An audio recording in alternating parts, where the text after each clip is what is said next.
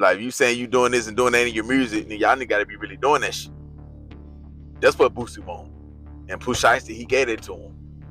You understand? He's saying he feel like the only rapper got more bodies than him on some shot calling shit, because ain't no way he talking about actually doing it. It's Boosie. And when you say that, you can't say that because Lil Boosie is now facing potential federal scrutiny that has left the entire hip-hop community shook, and it's all because his own protege just threw his name into a conversation that could destroy everything he worked for. Behind Pooh Shiesty's flashy comeback posts, he was running his mouth about body counts that ultimately led to Boosie having to check him publicly for the first time ever. The shocking truth behind what brought this beef to light is darker than anyone imagined, and we're about to reveal how one Instagram caption might have just reminded the feds why they wanted Boosie locked up in the first place. Yo, what's good, fam? We're about to dive deep into some real street politics that's been shaking up the hip-hop community and might have just ended one of the most solid relationships in the game. Now, before we get into this wild situation, let me keep it 100 with y'all. Social media been buzzing about Pooh Shiesty's latest post where he basically claimed to have more bodies than every rapper except Boosie. But yo, we about to separate the facts from the fiction, the real from the fake, and explain why this ain't just rap beef. This is about federal cases and real consequences. March 2024. That's when everything changed for both Pooh Shiesty and Boosie's relationship.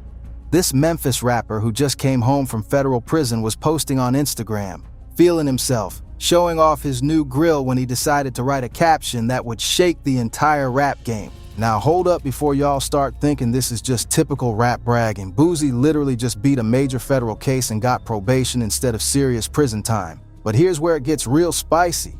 His own artist just put his name back in the conversation that the feds were trying to build against him.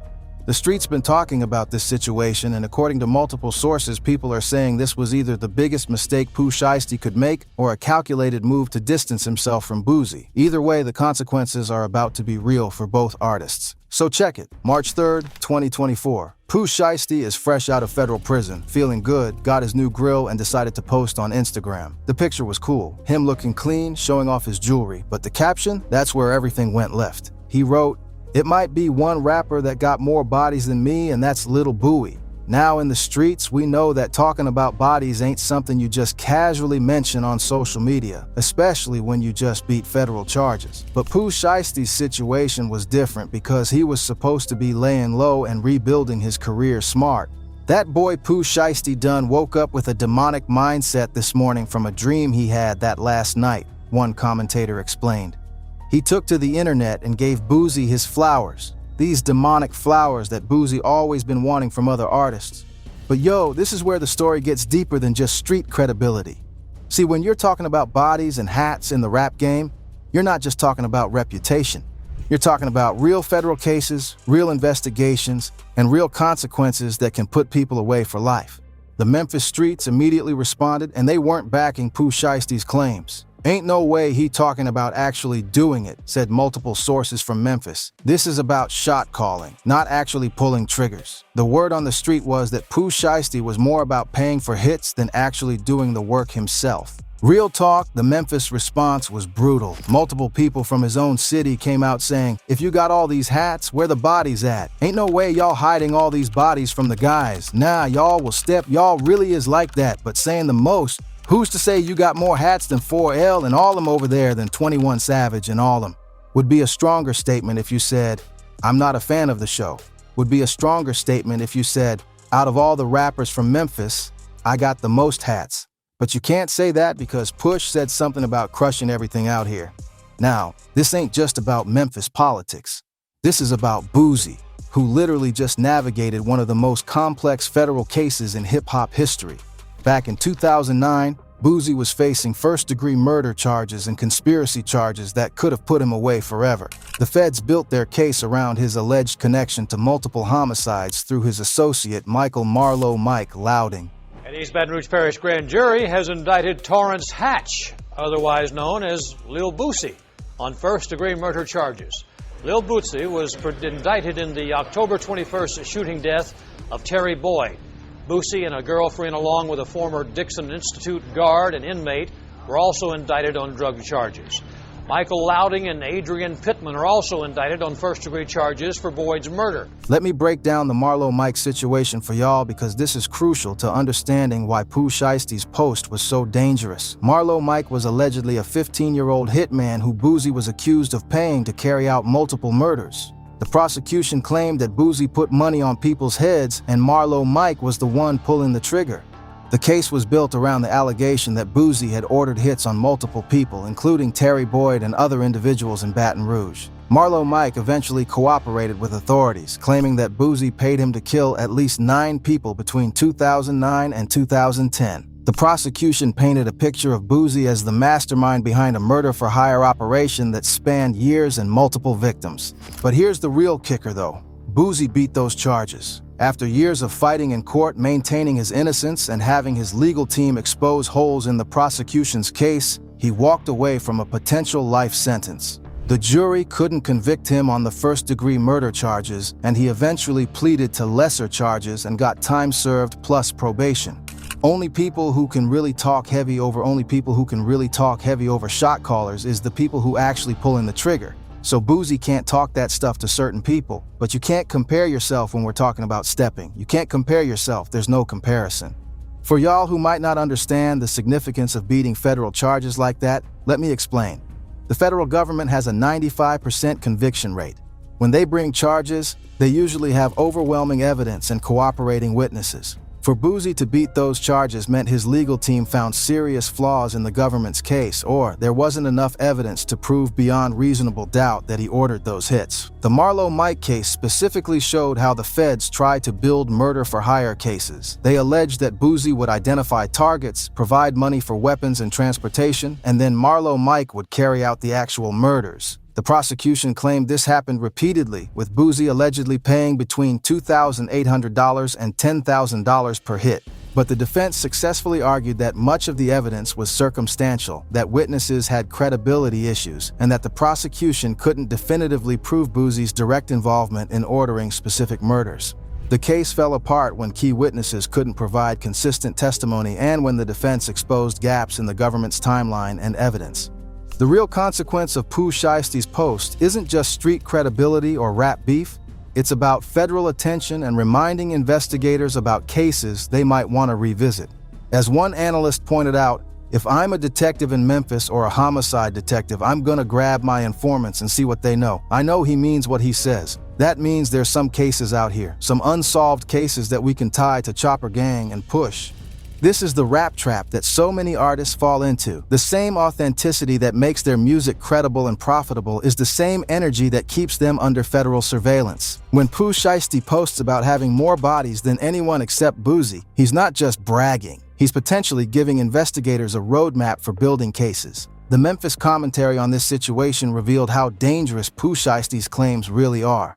All the feds or the Memphis PD or Memphis detectives need is bloggers like Trap Lord Ross to put the documentaries together and make their job a little bit more easier, and then not really use what Trap Lord Ross saying but use what he's saying but get the real evidence on it so it can be like they came up with that. This shows how social media posts and street documentaries can provide law enforcement with investigative leads they might not have had otherwise. Even if the posts themselves aren't admissible in court, they can point investigators toward witnesses, locations, and connections they might not have discovered through traditional police work. For y'all who might not understand how federal investigations work in hip-hop, let me break it down. The feds don't just look at one incident. They build conspiracy cases by connecting dots across years of activity. Social media posts, song lyrics, phone records, and witness statements all get compiled to paint a picture of ongoing criminal enterprise. When Pooh Shiesty mentions Boosie in the context of body counts, he's essentially reminding the feds that they had a case against Boosie that they couldn't quite close. Even though Boosie beat the charges, that doesn't mean the investigation is completely dead. New evidence or new witnesses could potentially reopen certain aspects of the case. The analysis from street experts reveals another layer to this situation. See, one thing about it, the person who can really expose rappers and people who talk heavy is the homicide detectives. Because if you're really official out here and you're really applying pressure like certain people, your name will pop up to the homicide detectives all the time. This means that real street credibility comes with a price. constant police attention and investigation. When rappers like Pooh Shiesty make claims about having bodies, they're essentially inviting that level of scrutiny, not just for themselves but for anyone they mention. The Memphis response to Pooh Shiesty's post was telling and brutal. Multiple people from his own city came forward saying he doesn't actually have the credibility he's claiming. How can you say you got the most hats and put Boosie's name in it when Boosie ain't even outdid Julio Fulio and Young Ace War? If you listen to one Julio Fulio song or one Young Ace, they sang way more victims in them songs. This creates a dangerous situation for both rappers. If Pooh Shiesty is lying about his involvement in violent crimes, he's potentially facing charges for making false statements or fraud. If he's telling the truth, he's confessing to serious felonies on social media. Either way, it's a lose-lose situation that puts unnecessary heat on everyone involved. The cultural translation here is crucial. In street culture, having bodies or hats means you've been involved in homicides. It's the ultimate street credibility, but it's also the most serious criminal activity. When rappers talk about this publicly, they're walking a tightrope between authenticity and self-incrimination. The commentary reveals how complicated these claims can become. You may have 1 million fans online, but in real life, the fear that you'll get from people and the respect that you'll get from people in real life, that's gonna feel better than the stuff you see online, because online you only using your eyes. In real life, you get the feel. But here's where the federal game changes everything. Online posts create permanent evidence that can be used in court. While street respect might come from face-to-face interactions, federal cases are built from digital footprints, recorded conversations, and documented statements. Boosie's reaction to the post shows just how serious this situation is. According to sources, Boosie looked at the post and said, "Hold on, dog, what in the world is he talking about? No, sir, I don't got no bodies. Don't put me in that conversation in any type of situation." This response is significant because Boosie just navigated federal charges successfully and got probation instead of prison time. The last thing he wants is his own artist bringing his name back into conversations about unsolved homicides. It's not just about disrespect, it's about potential legal jeopardy. The relationship between Boosie and Pooh Shiesty was built on mentorship and mutual respect. Boosie saw potential in the young Memphis rapper and helped guide his career, but this post represents a fundamental breakdown in that relationship because it shows Pooh Shiesty either doesn't understand or doesn't care about the consequences his words could have for Boosie. Analysis from street experts shows why this relationship might be permanently damaged. When you work with other artists, they got people in their crew or people come around them and they be lacking. It ain't like how certain people call their situation on some self-defense stuff. When people catch it like that, the internet boosts their head up like they're the stuff because fans are making you seem like you gangster.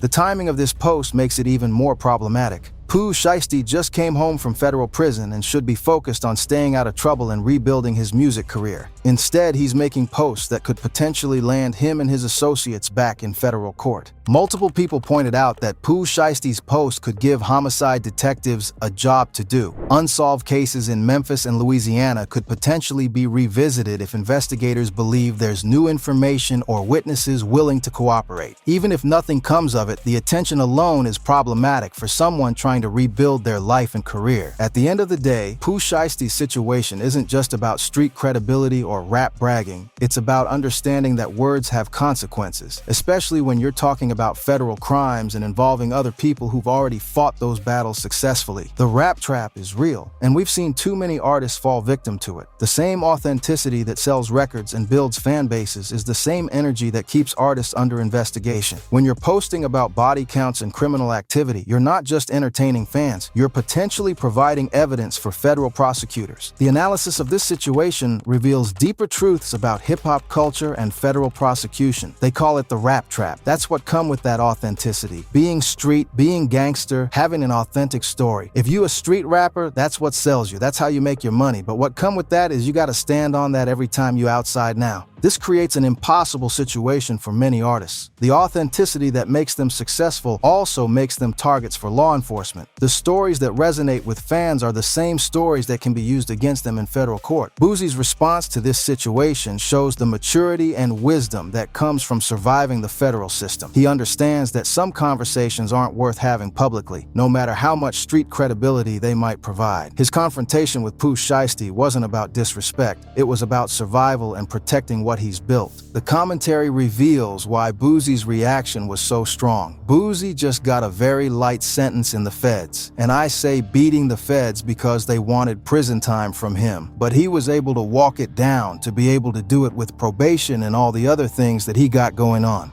For someone who just successfully navigated major federal charges, having your own artist put your name back in that conversation is not just disrespectful, it's dangerous. It could potentially trigger new investigations or provide ammunition for prosecutors who might want to revisit aspects of the original case. The real question is whether Pooh Shiesty will learn from this situation or continue down a path that could destroy his career and freedom. The hip-hop community has seen too many talented artists lose everything because they couldn't separate their music persona from their real-life legal strategy. For young artists coming up in the game, this should be a lesson about the importance of thinking before posting. Social media might seem like just entertainment, but federal prosecutors, homicide detectives, and law enforcement agencies are watching and taking notes. What you post today could be used against you in court tomorrow. The relationship between Boosie and Pooh Shiesty might not recover from this incident. Trust is everything in street culture and the music industry, and when someone puts your freedom at risk for social media clout, that relationship is fundamentally damaged. Real talk, this whole situation could have been avoided if Pooh Shiesty had just focused on his music instead of trying to prove his street credibility on Instagram. The fans already believed in his authenticity. He didn't need to spell out alleged criminal activity to maintain his reputation. The broader analysis reveals how this affects the entire hip-hop community. The same people that's gonna say that they love you, that they fans of you, they'll come to your show, spend money for it just to try to prove a point. That's just the times we living in. That's the rap trap. This means that artists are caught between maintaining authenticity for their fan base and avoiding legal jeopardy. The same fans who demand realness are often the ones who will turn against artists when that realness leads to legal consequences. The federal implications of this situation extend beyond just Boosie and Pooh Shiesty. Other artists mentioned in the conversation, like 21 Savage and various Memphis rappers, could potentially find themselves under increased scrutiny simply because their names were brought up in these discussions. What are your thoughts on Pooh Shiesty's post and how it affects his relationship with Boosie? Do you think this situation could lead to more serious consequences for both artists? Do you believe this was calculated or just a mistake born from ego and social media addiction? The timing couldn't be worse for both artists. Pooh Shiesty was supposed to be focusing on his comeback and rebuilding his career after prison. Boosie was supposed to be enjoying his freedom and focusing on his business ventures. Now both of them are dealing with unnecessary drama and potential legal consequences. Share your thoughts in the comments and click on the content on screen for more analysis of hip-hop, street politics, and federal cases affecting our favorite artists. Stay safe out there, fam, and remember that real G's move in silence. The streets will always respect authenticity, but the feds will use that same authenticity to build cases that can destroy lives and careers. Choose your words wisely.